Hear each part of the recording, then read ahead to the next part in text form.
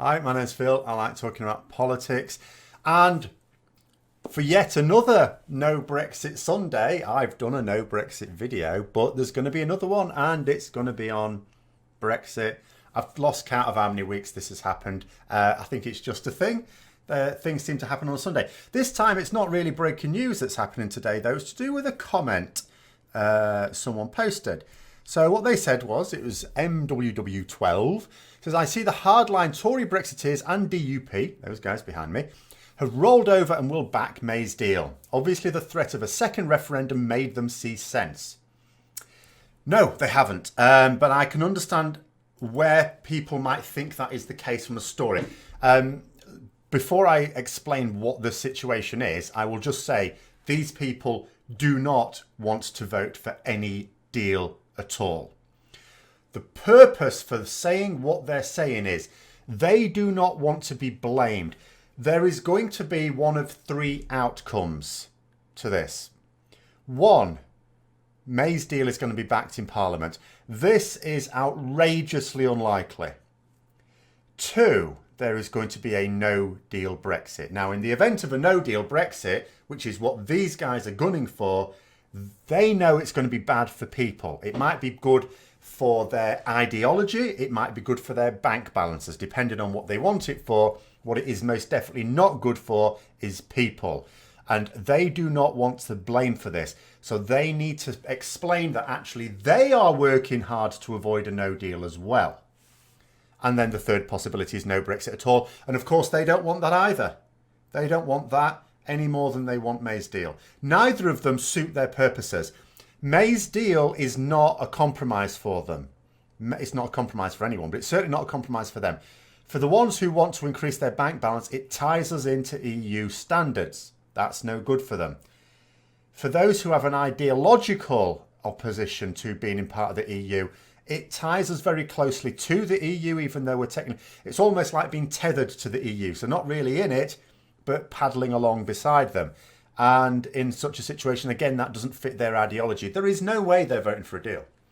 So what's happened? Well, what they've said is jointly, the DUP and the ERG, they said, tell you what, look, we'll vote for your deal, Mrs. May, if it meets three tests. And the media are reporting this as if it's a softening of their stance.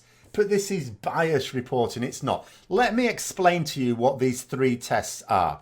And again, it's all related to the backstop. But before I explain what the tests are, let's just quickly go through the backstop. And I mean quickly.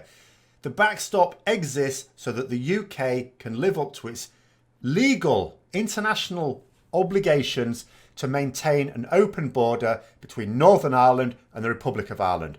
We are duty bound to do that. If we leave the EU without an arrangement that allows that free movement between the EU and the UK, because the Republic of Ireland is remaining in the EU, if we leave, Northern Ireland leaves the EU as well. So there has to be an arrangement in place that allows for that free movement. The backstop is there so that if after the transitionary period we still haven't come up with a way that allows for that, the backstop comes into force that says, well, at the very least, this part of the UK has to remain in the customs union. So what these tests are, it says, first of all, there has to be a legally binding mechanism to escape the backstop.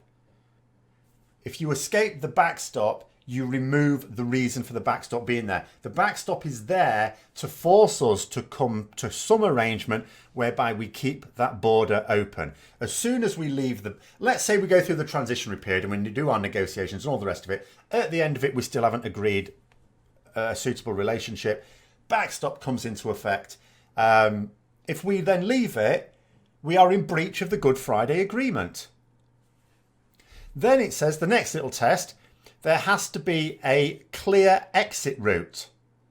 In other words, some device that allows us to be able to say, right, we don't want the backstop anymore. We can't come up with a way to solve it, even though the ERG says, oh, there's ways to solve it right now. And the backstop doesn't come into force right now. It comes in years' time, at least a year and a half's time, potentially more, if we haven't got a solution then. But even though they say there's totally a solution, but that's how inconsistent they are. So that's them saying, look, we're sick of the backstop now. We don't want it anymore. We can't come to an agreement. Sod it. Breach of Good Friday Agreement. Hello. And then the other one, they said, well, they want an unambiguous rewrite of the language in the government's legal advice, not political declaration. So what they're asking for is what the EU cannot give. And they know that. They are doing this for one reason and one reason only. So at the end of it, because although I know this, and most of you will be aware of this as well, Joe Public, by and large, doesn't understand it. They can't be bothered to read around it. They listen to the guy in the top hat and they go, oh yeah, he's got my back. And they go, yeah, he sounds perfectly reasonable. He's saying he's going to vote for May's deal. If only she does this little thing. Why would they not do this little thing? And it's so that at the end of it, if we do go out with no deal, which is what they want, then it all goes to hell.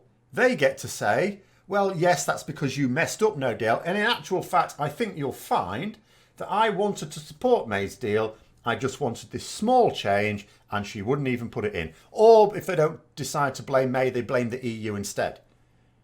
Oh, the unreasonable EU wouldn't even put this thing in. And all it has to do is for the majority of people who do not read into things, do not make any effort to understand things. And that's it. It's pure and simple. They haven't softened their stance at all. Their stance is exactly the same as it has been from day one. I say day one after the referendum, not, the days before the referendum when it was totally different. Oh, we were totally going to be in the single market, totally going to have all that. No. Day after the referendum, complete break. That's what they want, complete break. They don't want a deal. And they don't want no Brexit. They want no deal. But they're planning for the future because it's their aim to get no deal. They believe they're going to get no deal. I hope they're wrong, but they may not be. and when that day happens, they know that within a year, because they're not as deluded as the people they're trying to lead, they know that everyone's going to realise it's a right shit show. So what do? Get the excuses in early. And that's what this is about. All there is to it. So anyway, hopefully that clears that up. Thank you very much for watching. Hope you found it interesting. At least if you did, don't forget to click the like button, subscribe for further content. Be another Brexit video tomorrow, but that's one you're choosing. So check out the community tab by clicking the channel name as well. And until next time, I'll see you later.